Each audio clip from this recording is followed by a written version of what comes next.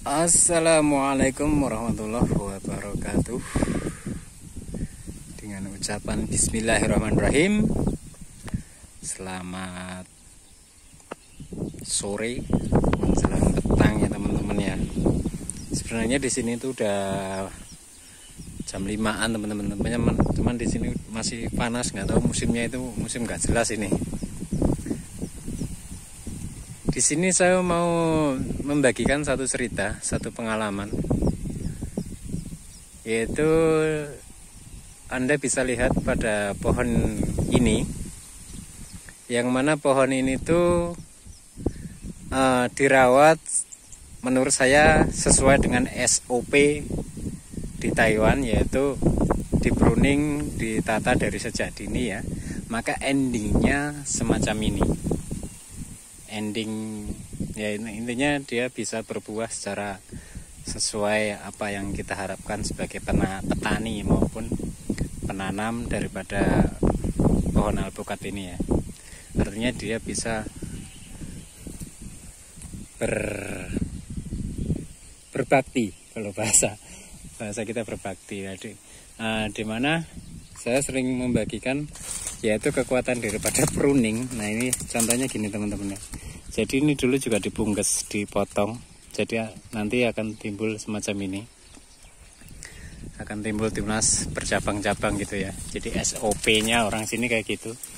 Itu yang di atas juga demikian itu. Jadi emang ini melalui proses SOP di Taiwan, sering-sering di pruning, dibungkesin.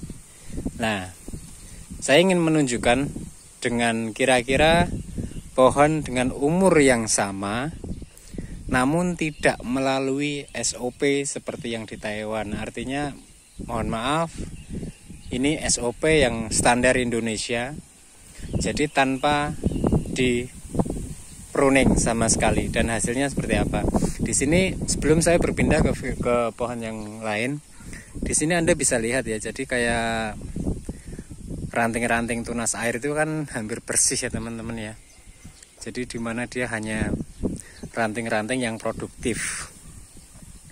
Gitu. Artinya yang produktif itu tuh ranting yang besar, dia keluar, dia istilahnya tuh terkena matahari. Itu dia nantinya akan produktif. Gitu teman-teman ya. Ini jarak kalau agak jauhan, jadi buahnya itu sangat banyak. Andekan itu lampu lampion itu udah istimewa. Nah, gitu teman-teman. Nah, di sini ada satu pohon yang notabene itu tidak melalui SOP. Jadi dia dibiarkan saja. Itu maka hasilnya akan seperti ini teman-teman. Nah, ini dibiarkan begitu saja. Anda bisa lihat rantingnya sungguh tidak beraturan, dan rantingnya ini menjalar kemana-mana, dan mungkin bisa dilihat tunas ranting-ranting tunas airnya juga sangat banyak. Ya, di sini pohon ini menunjukkan dia juga berbuah, tapi berbuahnya itu tidak bisa maksimal. Mungkin kalau dihitung itu mungkin hanya berapa biji ya teman-teman ya. Jadi ini sangat. Jadi dari sini kita bisa belajar ya bagaimana pohon yang melalui proses pruning dari awal dan tidak. Di sini dia juga berbuah, ada sih buahnya, tapi istilahnya dimakan orang satu rumah juga nggak kenyang kalau yang ini kan. Nah, jadi di sini kita bisa belajar artinya pohon yang melalui proses pruning dan tidak, dengan umur yang sama, di tempat yang sama, tapi dengan perlakuan yang berbeda, maka hasilnya pun akan berbeda. Gitu teman-teman ya. Nah, maka solusinya seperti apa kalau hal seperti ini ya? Kalau menurut saya solusi terakhir, kalau sudah seumuran gini nggak mau berbakti, ya udah di pruning, sikat, seperti seolah-olah kita membentuk pola yang baru. Sampai di fase itu dia tidak mau berbuah juga, udah potong TW, cari bibit yang bagus. Nah, cuman itu aja solusinya. Jadi kalau memang dari awalnya udah nggak bagus kayak gini, udah sikat aja. Nah gitu teman-teman.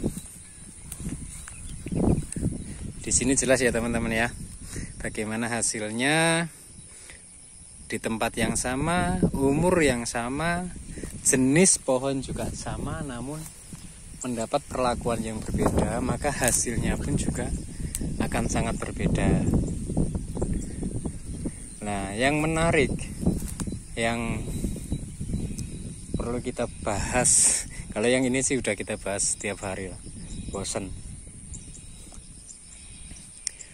Nah, jadi kalau yang menarik ya kan yang ini, pohon yang tingginya hanya 1,5 meter, tapi Anda bisa lihat buahnya.